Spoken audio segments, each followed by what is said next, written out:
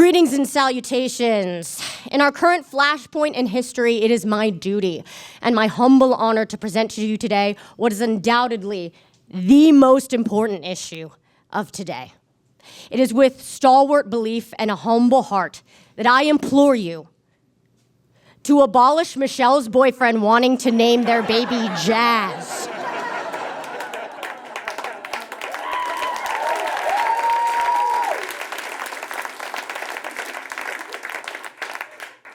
To quote Barack Obama, let me be clear. This is not a nickname for beautiful names like Jasmine, Jaslyn, or Jazrato. Go Yankees. In this context, the child will literally be named after the musical genre jazz. Some additional context. In this case, Jazz is gender neutral, so whatever our child's gender, their birth name will be Jazz. If your name is Jazz, sorry. It just can't be my child's name. In this situation, this is a biological child produced by my boyfriend and me, mostly me. The implications of this will soon become clear. Yes, this is a privilege afforded us by our being a heterosexual couple and middle class. Okay, someone loves straight people. Adoption is an amazing option. We are also considering there are so many children in this world that deserve love. I, however, am committed to the idea of pregnancy because I view it as a physical feat that I want to win. Now, there are three main arguments in order to abolish, the first of which is falsity. What is jazz? Now, the annoying answer is all the notes you don't play. But for those of you who aren't familiar, jazz is a musical genre defined by improv, swing, and syncopation. It originated in New Orleans in the mid-20th century and was developed by Black Americans, not as the establishment would have you believe, La La Land's Ryan Gosling. It has a rich history and is probably one of America's most important cultural contributions. It is also one of the most embarrassing things to say you like publicly. Doing so may result in fedoras, suspenders, and being insufferable at parties. To evangelize jazz, you must either have an encyclopedic knowledge or particular talent for it, or the chaotic charisma of Jeff Goldblum. Neither my boyfriend or I have an encyclopedic knowledge, particular talent for jazz, or the chaotic charisma of Jeff Goldblum. I'm more of a Chinese Danny DeVito type. And I know what you're thinking, but listen. If my child turns out to be esoteric, I support them. It's just not my or the establishment's decision to make. Which leads us to our next argument, stigmatization. This is the couple in question. I am Chinese and assorted white and gorgeous. My boyfriend is Black and gorgeous. In conclusion, our baby will be, say it with me, gorgeous. And most importantly, multiracial. Now, being mixed race in this country used to mean something.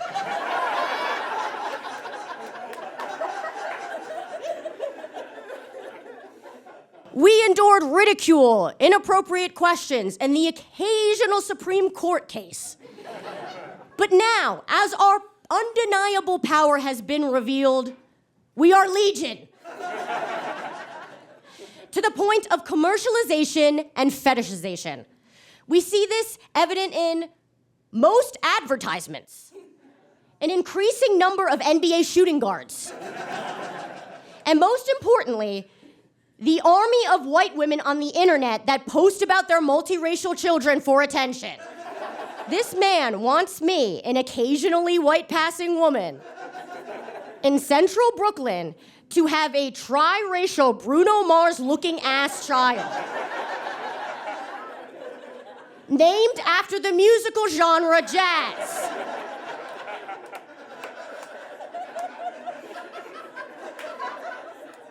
This is the liberal equivalent of naming my child Khaleesi. Both suggest that the child has prodigious ability, but more importantly, that their parent is annoying. People are going to assume that I own a Peloton, listen to NPR, and wear Skims by Kim Kardashian. And I do. But in like a chill way. Which brings us to our third argument, comedian paternity. Upon pitching this name, my boyfriend erupted into laughter. Saying he wants me in Central Brooklyn to introduce our triracial Bruno Mars-looking ass child named Jazz while he mimes playing trumpet in the background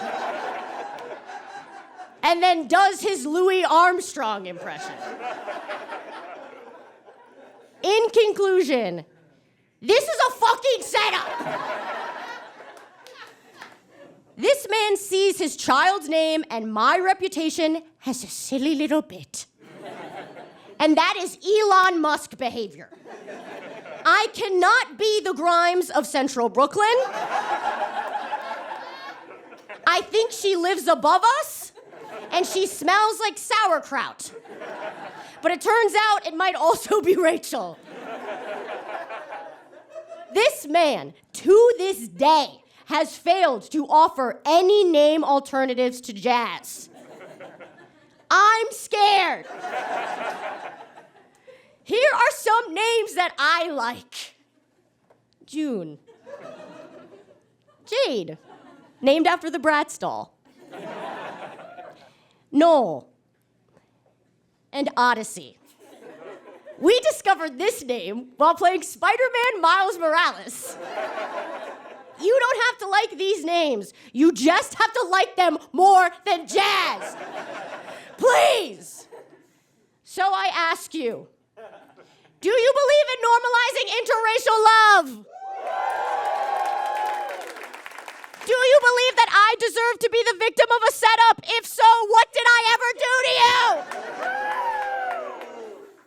And do you support Elon Musk? Then I implore you to abolish Michelle's boyfriend wanting to name their baby Jazz. I'm Michelle. Thank you. You're so misguided. Jazz is the coolest name I could ever imagine, and I have an extremely expansive imagination.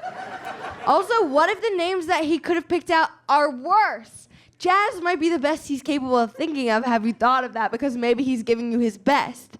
And what if the other ones are like poopy or something, and then you would have to name your kid that because you love him so much? I also think with Jazz, you're missing out on a lot of cool nicknames. With Jazz, I thought of some Jazzmatazz, all that jazz, Jazz Fusion, and Acid Jazz. Also, our kids might grow up in the same town or at school because we live near each other and probably will continue to do so. We're dear friends. That's not really true. I kind of like know her tangentially through the scene. But I like her a lot so far. But I know for a fact. This is my hell. And she seems like totally fine.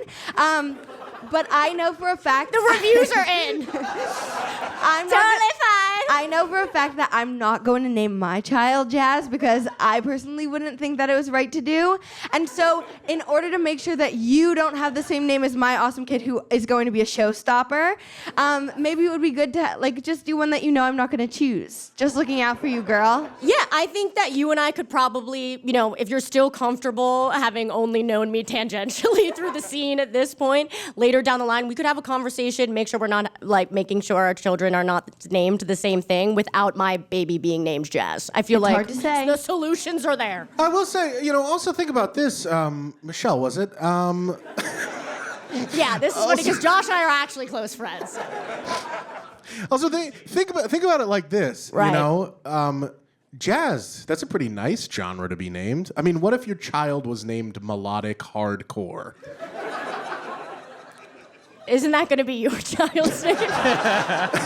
No, my child is going to be named Tickle Monster. Oh, yeah, right. Yeah. Well, that actually brings me to my next point. I'm mixed race as well. Yes, brother.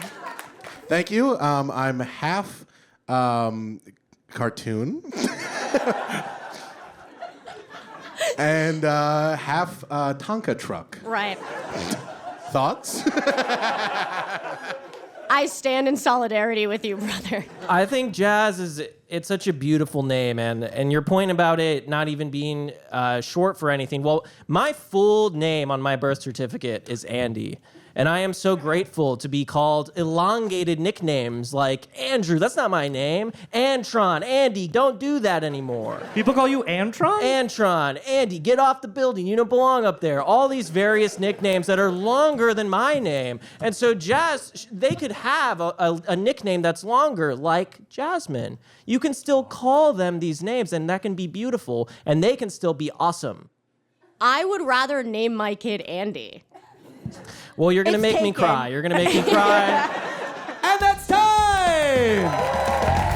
Hi, I'm Chandler Dean, and thank you so much for watching this segment from my show, Abolish Everything. And that's right, there's a whole damn show. It's not just clips. In each episode, 4 different comedian-abolitionists compete to eliminate a societal scourge by audience acclaim, and the only way to see every single one of those performances is by watching the show on Nebula. Nebula is a creator-owned and operated streaming service that features early, exclusive, and original content from some of your favorite YouTubers, some of whom have appeared on the show. Ben from Jetlag the Game, Dan Toomey from Good Work, Matthew Kroll from Extra Credits and Extra History, Maggie Mae Fish from Maggie Mae Fish. You can see all of these performances and so much more by signing up for Nebula. And if you use the link nebula.tv/abolish, you can get 40% off the cost of an annual subscription. That comes out to just $3 a month.